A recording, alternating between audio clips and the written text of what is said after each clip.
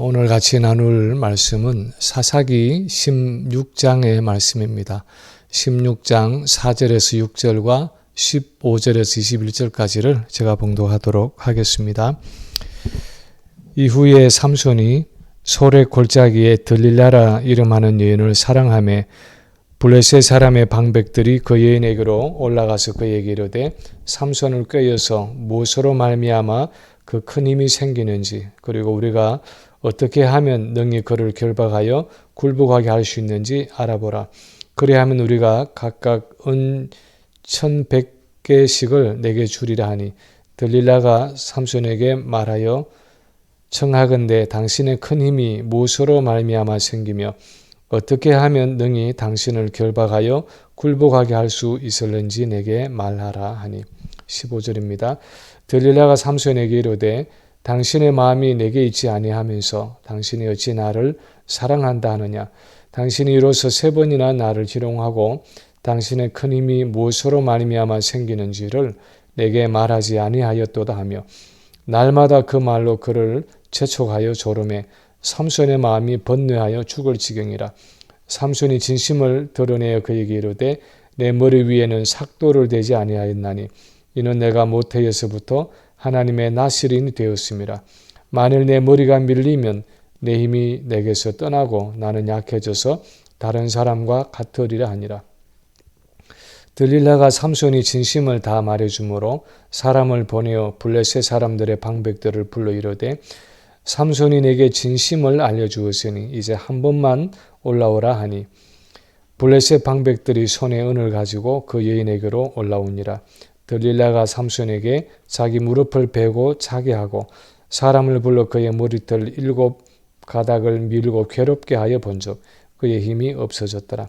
들릴라가 이르되 삼손이여 블레셋 사람이 당신에게 들이닥쳤느니라 하니 삼손이 잠을 깨며 이르기를 내가 전과 같이 나가서 몸을 떨치리라 하였으나 여호와께서 이미 자기를 떠나신 줄을 깨닫지 못하였더라.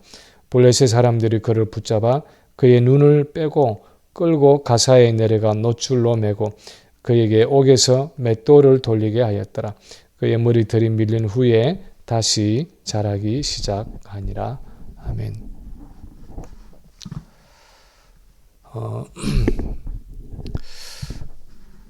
우리가 세상을 살아가다 보면 참 아쉽고 안타까운 일을 만날 때가 있습니다. 예를 들어서 지난 월요일 월드컵 축구에서 한국과 가나전은 참 아쉬움이 많은 경기였습니다. 이 FIFA 28위인 한국이 61위인 가나와 싸워서 2대3으로 졌습니다. 가나는 7개의 슈팅 중에서 3개가 들어갔는데 한국은 총 19개의 슈팅을 하고도 단 2개만 들어갔습니다. 볼 점유율도 한국이 52%였고 가나가 31%였다고 합니다. 모든 면에서 한국이 유리하고 우세했는데 결국 결정적인 골이 터지지 않아서 2대3으로 패배하고 만 것입니다. 이런 경기를 참 아까운 경기다 그렇게 말합니다. 그런데 운동 경기에만 이런 아까운 경기가 있는 것이 아니라 우리 인생에도 아까운 인생이 있습니다. 얼마든지 하나님께 더 귀하게 쓰임받을 수도 있고 더 아름답게 열매 맺을 수도 있는 삶이 마지막까지 그런 아름다운 열매와 결실을 거두지 못하고 중도에 끝나게 될 때 그런 삶을 바라보느라면 아쉽고 안타까움이 있습니다. 그런데 어떻게 보면 오늘 본문에 나오는 삼손의 삶이 바로 그런 삶이었습니다. 사사로서 또한 나시린으로서 많은 아쉬움과 안타까움이 있는 삶이었습니다. 그런데 오늘 본문을 보면 삼손의 삶의 그런 안타까운 결말의 배후에는 한 여인이 있었는데 바로 들릴라라는 여인이었습니다. 이 삼손과 들릴라의 관계는 물론 개인적으로는 한 남자와 한 여자의 사랑 이야기지만 좀 더 깊게 들여다보면 한 성도와 세상의 이야기입니다. 삼손이라는 한 성도가 들릴라라는 한 세상과 어떤 관계 속에 있었기에 그런 안타까운 인생의 결말을 맞았는가 하는 것이 오늘 본문이 우리에게 보여주기 원하는 영적인 교훈입니다. 들릴라라는 이 여인은 과연 삼손에게 누구였으며 과연 오늘날 우리 성도들에게는 누구입니까? 들릴라를 통해서 본문이 우리에게 가르치기 원하는 것은 첫째는 이 세상이라는 것은 성도가 사랑에 빠질 대상이 결코 아니라는 사실입니다. 세상은 성도가 사랑에 빠질 대상이 아니라는 것입니다. 본문 4절을 보면 이렇게 기록하고 있습니다. 이후에 삼손이 소래 골짜기에 들릴라라 이름하는 여인을 사랑하며, 삼손이 소래 골짜기에 사는 들릴라라는 이름의 여인과 사랑에 빠졌는데, 이 소래 골짜기는 블레셋의 남단의 지역이었고 학자들은 이 들릴라가 블레셋 여인이었을 것이라고 말합니다. 사사기를 보면 삼손은 끊임없이 하나님의 백성 이스라엘 여인이 아니라 이방인인 블레셋 여인들에게 집착하고 있는 모습을 볼 수 있습니다. 삼손이 첫 아내로 선택했던 여인도 딥나라는 동네에 사는 블레셋 여인이었습니다. 사사기 14장 1절에 보면 삼손이 딥나에 내려가서 거기서 블레셋 사람의 딸들 중에서 한 여자를 보고 올라와서 자기 부모에게 말하여 이르되 내가 딥나에서 블레셋 사람들의 딸들 중에서 한 여자를 보았사오니 이제 그를 맞이하여 내 아내로 삼게 하소서 하고 요구하고 있습니다. 그의 부모가 내 형제들의 딸들 중에서나 내 백성 중에 어찌 여자가 없어서 네가 할례받지 아니한 블레셋 사람에게 가서 아내를 맞으려 하느냐 하고 그 여인을 그 결혼을 반대했지만 내가 그 여자를 좋아하오니 나를 위하여 그 여자를 데려오소서 하고 막무가내로 아버지에게 강청하고 있습니다. 오늘 본문이 있는 16장 1절에 보면 삼손이 가사에 가서 거기서 한 기생을 보고 그에게로 들어갔다 하고 기록하는데 그 기생이 사는 가사라는 지역도 블레셋 땅이었고 이 여인은 이방 블레셋 여인인데 자기 몸을 팔아서 사는 기생이었습니다. 그런데 오늘 본문에서도 보면 삼손은 소래 골짜기에 사는 들릴라라는 블레셋 여인과 사랑에 빠집니다. 모태에서부터 하나님께 성별되었던 나실인이었고 15장 마지막 절에서 보는 것처럼 벌써 20년이나 이스라엘의 사사로 지냈던 삼손이 이방 여인인 들릴라, 그것도 이스라엘의 적국인 블레셋 여인과 사랑에 빠진다는 것은 있을 수 없는 일이었습니다. 그것도 유대인의 문헌에 보면 이 들릴라도 정상적인 가정의 여성이라고 말하기보다는 기생이었을 가능성이 많습니다. 이 모든 것은 삼손에 대해서 무엇을 보여주고 있습니까? 나실인이었던 삼손이 가지고 있는 세속성을 보여줍니다.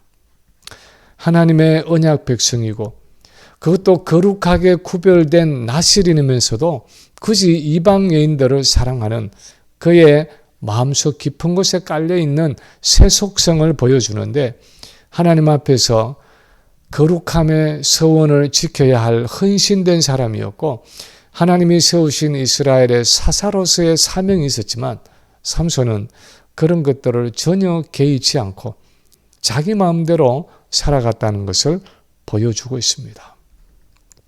사실 그것이 하나님의 사람 삼손이 가지고 있었던 가장 근원적이고 고질적인 영적인 문제였습니다. 하나님의 언약 백성이고 독주와 포도주를 금하고 머리에 삭도를 대지 말아야 하는 구별된 나실인이었으면서도 삼손에게는 하나님을 향한 성별의식이 없었습니다. 하나님의 거룩한 목적을 위해서 구별된 존재라는 의식이 없었습니다.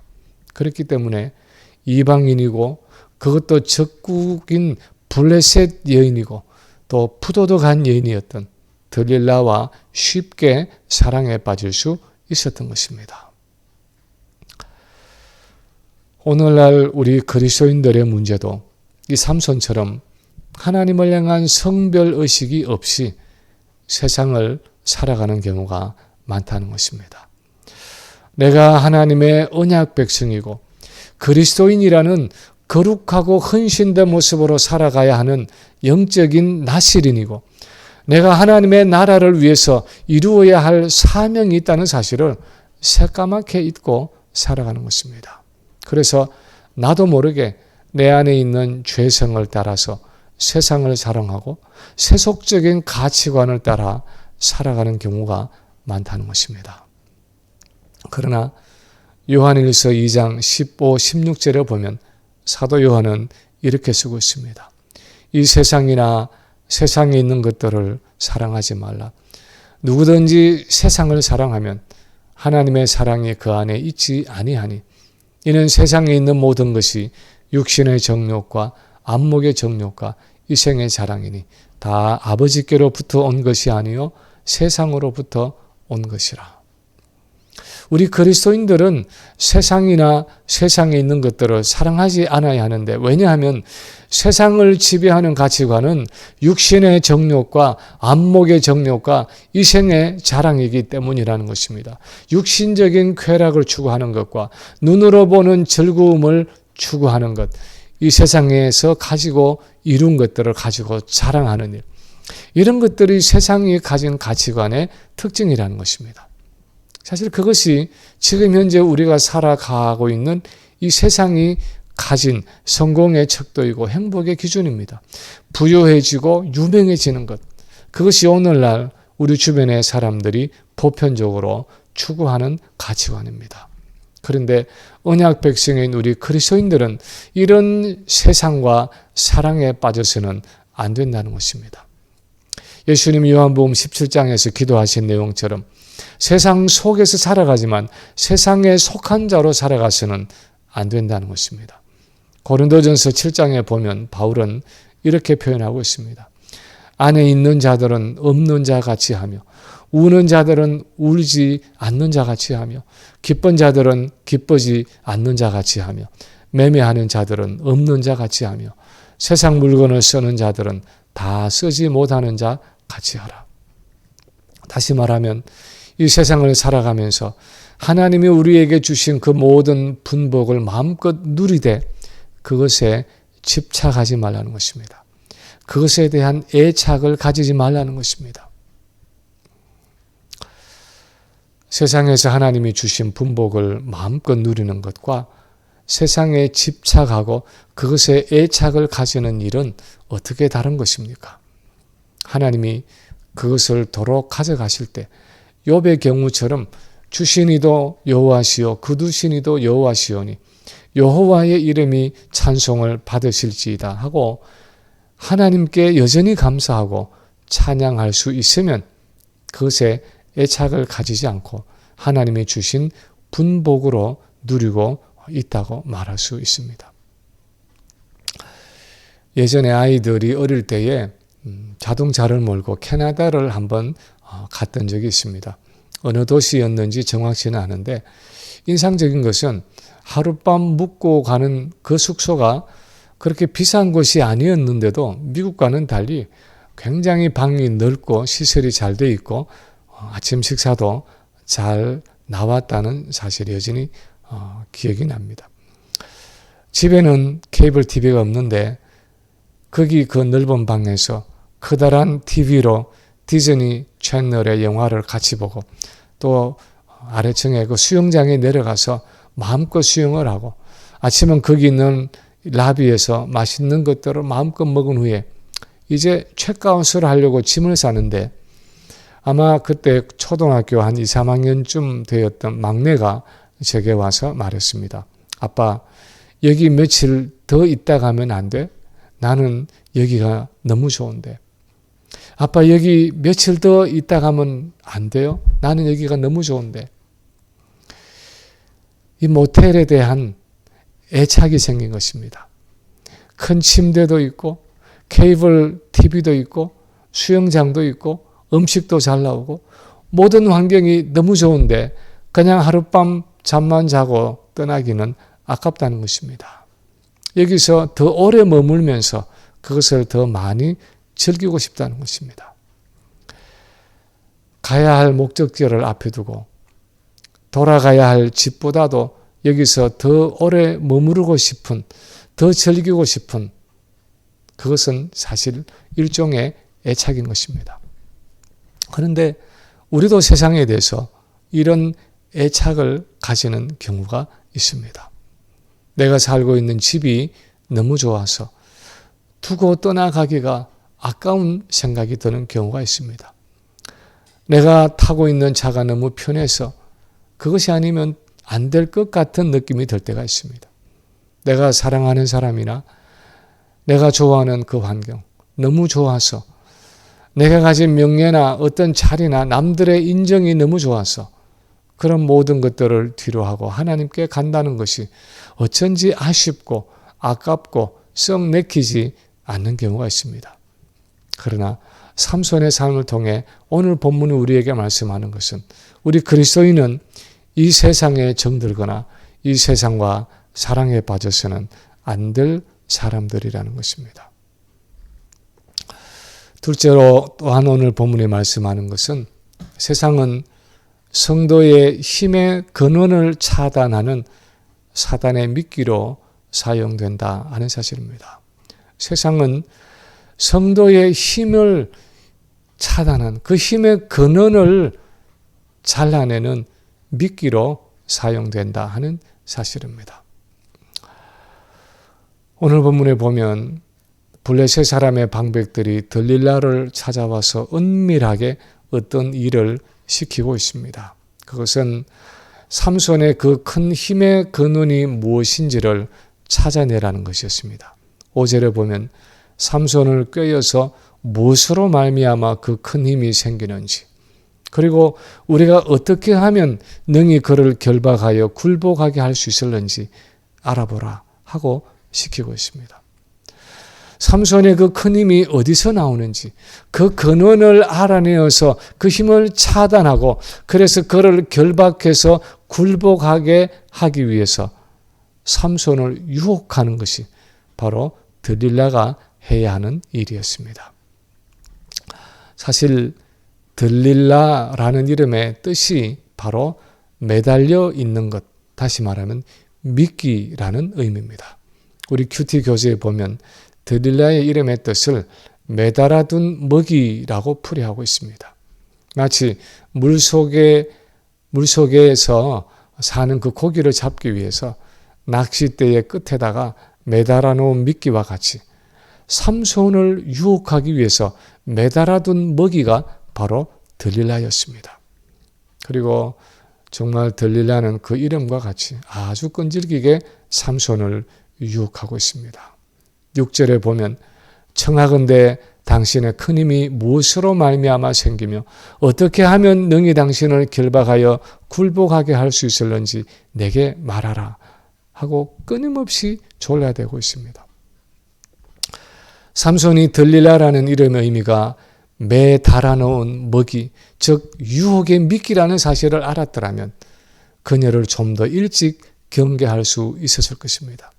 들릴라가 그렇게 힘의 근원을 캐묻고 어떻게 당신을 결박하여 굴복하게 할 수 있느냐 하고 물을 때 그 뒤에 블레셋 사람들이 그녀를 조종해서 결국은 자기 머리카락을 자름으로 하나님이 주시는 힘을 빼앗기 위한 것임을 알았더라면 삼손이 들릴라를 좀 더 경계했을 것입니다.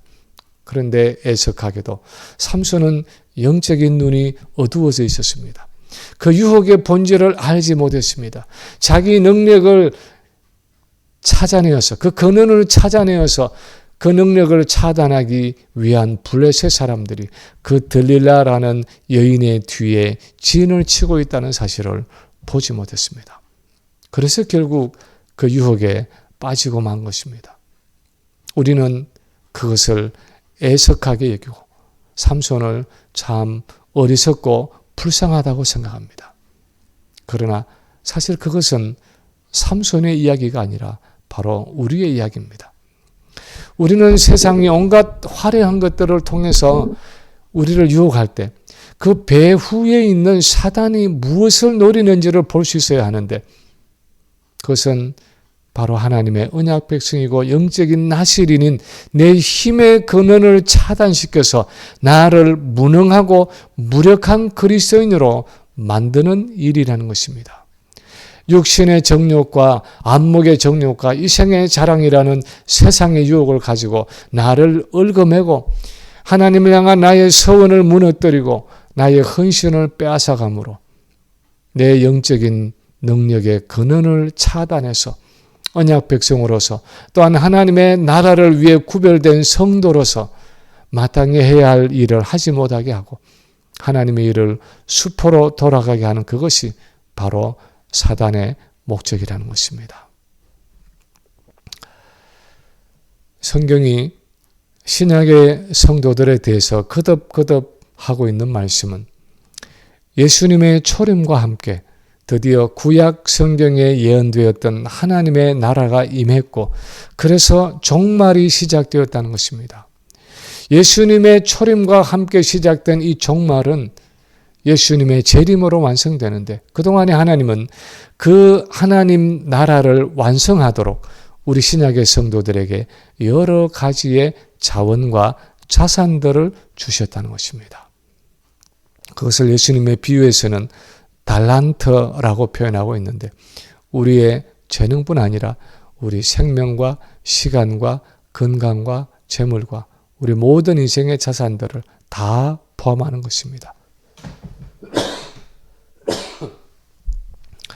그런 인생의 자산들과 함께 오순절에 오신 성령을 통해서 우리는 하나님 나라를 세워가는 그 능력을 공급받고 있는 것입니다. 그것을 성경에서는 은사라고 부르고 있습니다.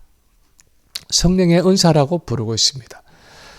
각자 받은 은사는 다 다르지만 성경은 우리 신약의 성도가 가진 여러 종류의 은사들을 열거하고 있습니다. 예를 들어서 로마서 12장 6절 이하에 보면 우리에게 주신 은혜대로 받은 은사가 각각 다르니 혹 예언이면 믿음의 분수대로 혹 섬기는 일이면 섬기는 일로 혹 가르치는 자면 가르치는 일로 혹 위로하는 자면 위로하는 일로 구제하는 자는 성실함으로 다스리는 자는 부지런함으로 긍휼을 베푸는 자는 즐거움으로 할 것이니라 하고 말하고 있습니다. 교회 안에서든 교회 밖에서든 우리는 말씀을 전하기도 하고 섬기기도 하고 말씀을 가르치기도 하고 남을 위로하기도 하고 남을 구제하기도 하고 영적으로 다스리기도 하고 남들에게 긍휼을 베풀기도 합니다. 이 모든 은사의 활용을 통해서 예수님은 이 은사의 활용을 위해서 예수님은 성령을 통해서 우리에게 끊임없이 그 능력을 공급해 주시는데 사단이 하는 일은 세상이 가진 육신의 정욕과 안목의 정욕과 이생의 자랑이라는 미끼를 가지고 우리 성도를 유혹하는 것입니다. 그래서 하나님 나라를 위해서 사용할 수 있는 그 귀중한 자원들과 은사들과 능력을 차단해서 우리를 아주 무력하고 무능한 사람들로 쓸모없는 그리스도인들로 만들어 버린다는 것입니다. 그것을 위해서 사단은 오늘도 들릴라 같은 달콤하고 화려한 세상을 믿기로 해서 우리를 유혹하고 있는 것입니다. 그러나 안타까운 것은 많은 그리스도인들이 들릴라의 무릎을 베고 깊은 잠을 자는 삼손처럼 왜 세상이 내게 그렇게 집요하게 유혹을 하고 왜 세상이 육신의 정욕과 안목의 정욕과 이생의 자랑이라는 것으로 그렇게 나를 끈질기게 공격하는지 아무 생각 없이 세상을 친구 삼아 세상을 애인 삼아 누워 잘 때가 많다는 것입니다. 저는 개인적으로 한국에서 대학 3년을 그렇게 방황하며 살았는데 긴 세월이 지난 지금도 생각해 보면 그 좋은 시기에 그 인생의 황금 시기에 영적으로 좀 더 정신 차려서 살았더라면 지금쯤 하나님께 좀 더 다르게 사용될 수도 있지 않았을까 하는 생각이 들 때도 있습니다. 그런데 어찌 대학 시절뿐이겠습니까? 오늘날 이 세상에서 우리를 유혹하고 하나님 나라를 세워 가야 할 우리 인생의 자산과 자원들을 쓸데없는 것에 소모시키고 낭비하게 하는 일들이 얼마나 많습니까? 그런데 많은 그리스도인들이 이 세상을 박차고 일어나지 않고 그것에 적당하게 발을 담그고 살아갑니다. 예수도 믿지만 세상도 즐기며 살아가려고 합니다. 누가 적과의 동침이라고 말하더니 세상과 동침하며 같이 살아갑니다. 그것이 바로 오늘 본문의 삼손의 모습입니다. 그러나 우리가 분명히 기억해야 할 것은 내가 세상에 발을 담그고 살아가는 동안 나는 그리스도인으로서의 능력을 상실하며 살아가고 있다 하는 사실입니다.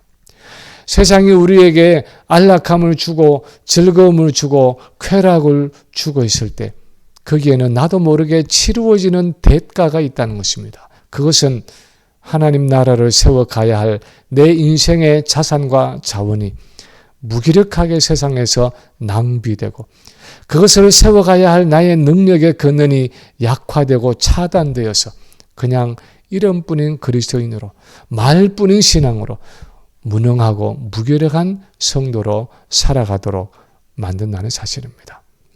그것이 바로 사단이 우리를 유혹하는, 세상을 가지고 우리를 유혹하는 궁극적인 목적이라는 것입니다.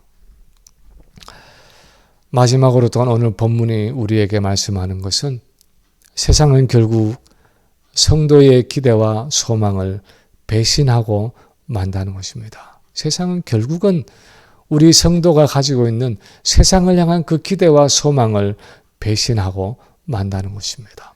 오늘 본문에 보면 들릴라는 삼손을 유혹하는 대가로 블레셋 방백들에게 은을 받기로 되어 있었습니다.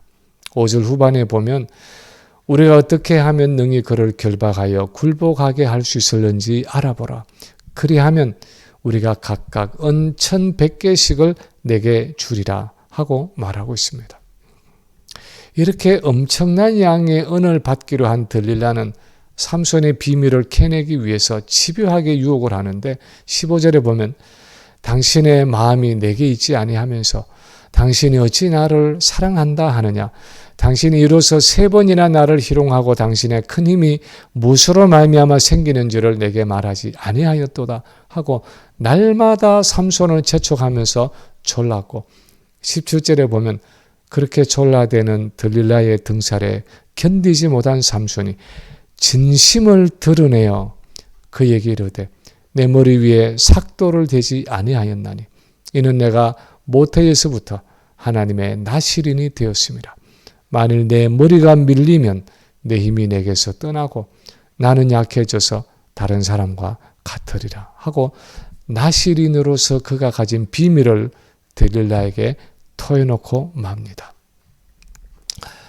이 삼손과 들릴라의 대화를 보면서 참 안타까운 것은 들릴라는 은을 사랑해서 삼손에게 거짓 사랑을 고백하면서 비밀을 털어놓으라고 조르는데 삼손은 정말 들릴라를 사랑해서 그녀에게 자기 마음의 진실을 쏟아놓았다는 사실입니다.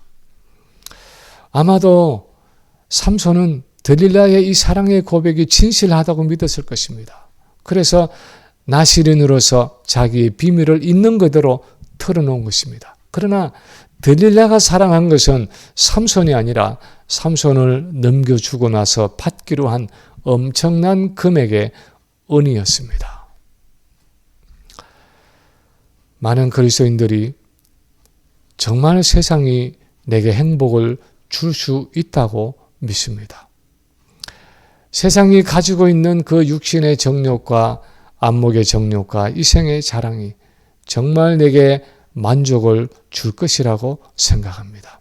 그래서 세상에 내 마음을 쏟아놓고 내 진심을 내어줍니다. 그 세상이 유혹하는 곳에 하나님 나라를 위한 내 인생의 자산과 자원들을 아낌없이 쏟아붓습니다. 시간을 쏟아붓고 정성을 쏟아붓고 물질을 쏟아붓습니다. 어떤 이들은 세상의 재미에 빠져서 교회도 직장도 가정도 내팽개치는 경우가 있습니다. 그러나 본문이 말씀하는 것은 세상은 결코 내가 믿을 대상이 아니라는 것입니다. 세상은 결코 내가 기대하는 만족과 행복을 얻을 것이 아니라는 것입니다. 내가 내 인생의 자원을 가지고 투자할 것이 아니라는 것입니다. 오히려 세상은 내 인생의 여정에서 그냥 잠시 지나가는 것에 불과하다는 것입니다. 그래서 요한일서 2장 17절에서도 이렇게 말합니다. 이 세상도 그 정욕도 지나가되 오직 하나님의 뜻을 행하는 자는 영원히 거하느니라. 지나가되 하는 것은 영적으로 보면 그것이 삶의 실상이 아니라는 것입니다. 이 세상도 그렇고 이 세상이 우리에게 주겠다고 약속하는 그 모든 것들이 실체가 있는 어떤 영속적인 것이 아니라 그냥 잠시 지나가는 허상에 불과하다는 것입니다. 그러므로 그것을 실제인 것처럼 여기고 인생의 행복을 위해서 거기에 내 마음을 내어주고 거기에 내가 가진 하나님 나라의 자원이나 자산을 헛되이 투자하고 낭비하지 말라는 것입니다. 요즘 가상화폐나 그것 비슷한 것에 평생 벌어놓은 자기의 전 재산을 투자했다가 그런 회사들이 도산하면서 전 재산을 다 날려버리고 허망해하는 사람들이 얼마나 많습니까? 그런데 우리 신앙생활이 그런 허망한 결말을 맞아서는 안 된다는 것입니다. 세상이 실체인 것처럼 생각하고 그것을 위해서 인생을 투자하고 내 인생의 자원을 하나님 나라를 세우기 위한 그 자원들을 낭비해서는 안 된다는 것입니다. 그렇게 하면 언젠가 세상이 사라질 때 내가 투자한 그 모든 것들도 다 함께 사라지고 만다는 것입니다. 디모데전서 3장 8, 9절에 보면 바울이 집사의 자격에 대해서 이야기하면서 이와 같이 집사들도 정중하고 일구이언을 하지 아니하고 술에 임박히지 아니하고 더러운 일을 탐하지 아니하고 깨끗한 양심에 믿음의 비밀을 가진 자라야 할지니 하고 말씀하고 있습니다. 여기서 바울이 교회의 이 직분자는 믿음의 비밀을 가져야 한다 하는 이 표현이 구체적으로 무엇을 의미하는지 다 알 수는 없습니다. 그러나 분명한 한 가지는 교회의 직분자는 하나님과 1대1의 관계 속에서 어떤 개인적인 비밀을 가지고 있어야 한다 하는 의미입니다. 다른 사람과 나눌 수 없고 다른 사람이 관여할 수 없는 나와 하나님 사이의 1대1의 관계에서 가지고 있는 어떤 믿음의 비밀과 서원과 헌신이 있어야 한다는 것입니다. 그 직분을 감당하다 보면 때로는 사람들이 나를 알아주지 못할 때도 있고 때로는 오해를 받기도 하고 때로는 반대에 부딪히기도 하겠지만 여전히 하나님과의 1대1의 관계 속에서 소유한 그 서원과 헌신과 사랑으로 이루어진 믿음의 비밀을 가지고 있어서 그 비밀을 가지고 끝까지 하나님만 바라보고 그 직분을 감당해야 한다는 것입니다. 삼손의 나실인의 서원이 바로 그런 것이었습니다. 결코 들릴라에게 털어놓을 수 없는 하나님과 나 사이의 1대1의 믿음의 비밀이었습니다.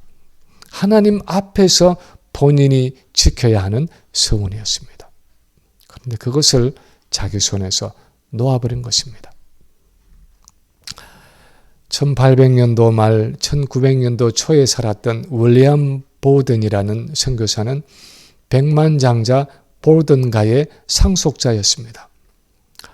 그런데 고등학교 때 예수님을 만나 구주로 영접하고 부모가 졸업 선물로 전 세계를 여행하도록 그렇게 세계 여행을 시켜주었는데 세상을 여행하는 동안에 보든은 예수님 없이 살고 있는 수많은 사람들의 고통하는 모습을 보았습니다. 그래서 세계 선교를 위해서 자기를 드리기로 결단하고 헌신했습니다. 그래서 성경책 뒤에다가 No reserves, 하나도 남김없이 하는 한마디 글을 썼습니다. 그는 예수님을 위해서 하나도 남김없이 자기의 인생을 드리기로 결단했습니다. 그리고 나서 예일대학에 들어가서 열심히 공부하며 학업을 다 마쳤습니다. 대학 졸업 후에 좋은 직장에 들어갈 수 있는 여러 기회들이 있었지만 그 유혹들을 다 포기하고 선교사로 가기로 헌신했습니다. 선교사로 나가기 위해서 자기가 누릴 수 있었던 그 백만장자로서의 그 상속자의 권리도 다 포기해야 했습니다. 근데 그 엄청난 특권을 포기하고는 프린스턴 신학교에 들어가서 졸업한 후에 모슬림 선교를 위해서 중국의 선교사로 갔습니다. 그리고 그 성경책 뒤에다가 한 줄 더 썼습니다. No retreat. 절대로 뒤로 물러서지 않으리 하고 썼습니다. 그런데 이집트의 카이로에 가서 아랍어를 공부하는 도중에 척추 뇌망염에 걸려서 죽게 되었습니다. 그때 볼든의 나이가 25살이었습니다. 그는 선교를 한번 제대로 해보지도 못하고 꽃다운 나이에 인생을 마치게 되었습니다. 26살의 보든은 자신의 삶이 더 이상 지속되지 못할 것을 알고 성경책 그 커버에다가 두 단어를 더 적어 넣었습니다. No regrets. 결코 후회하지 않으리. 그리고 정말 이 세상에 아무 미련 없이 하나님께로 떠나갔습니다. 무엇이 그로 하여금 무엇이 그 26살의 나이에 세상을 떠난 보든의 마음을 후회 없는 마음으로 만들었습니까? 어떻게 그가 후회 없이 세상을 뒤로하고 떠나갈 수 있었습니까?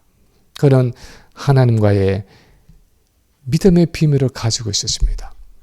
그가 고등학교 때 만난 그 하나님과의 1:1의 믿음의 비밀을 가지고 있었습니다. 그래서 백만장자의 상속자가 되는 유혹, 명문예일대학을 졸업하고 나서 얻을 수 있었던 그 세상의 많은 부귀와 영화의 유혹을 다 물리칠 수 있었습니다.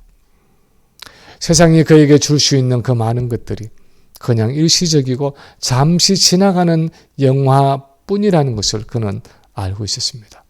그래서 하나님과 한 그 선교사의 서원과 그 믿음의 비밀을 마지막까지 지키기로 결단한 것입니다. 그래서 no reserves, no retreats, no regrets. 조금도 남김없이 절대 물러서지 않고 결코 후회하지 않으리 하는 새 구호를 성경책의 끝표지에 남기고는 26살의 젊은 나이에 미련 없이 세상을 떠날 수 있었던 것입니다. 우리는 하나님 앞에서 이런 믿음의 비밀을 가지고 있습니까? 그 누구도 그 어떤 일도 흔들 수 없고 빼앗아갈 수 없는 나와 하나님만이 가지고 있는 그 믿음의 비밀을 간직하고 있습니까? 때로는 화려해 보이고 내게 많은 행복을 보장해 줄 것 같은 세상의 유혹 속에서도 하나님 나라를 위해서 내가 어떻게 살아야 하고 무엇을 하며 살아가야 할는지 하나님과 1:1의 관계 속에서 내가 붙들고 있는 포기할 수 없고 양보할 수 없는 하나님 앞에서의 약속과 서원들을 가지고 있습니까? 성도는 하나님 앞에서 이 믿음의 비밀을 끝까지 견고하게 잘 지켜야 한다는 것입니다. 그렇지 않으면 사단이 세상이라는 들릴라를 사용해서 오늘도 우리를 집요하게 유혹하고 공격해서 마침내 넘어뜨리고 말 것입니다. 그래서 우리에게 남아있는 이 하나님 나라를 위한 소중한 인생의 자산을 세상의 헛된 일에 탕진하게 만들 것입니다.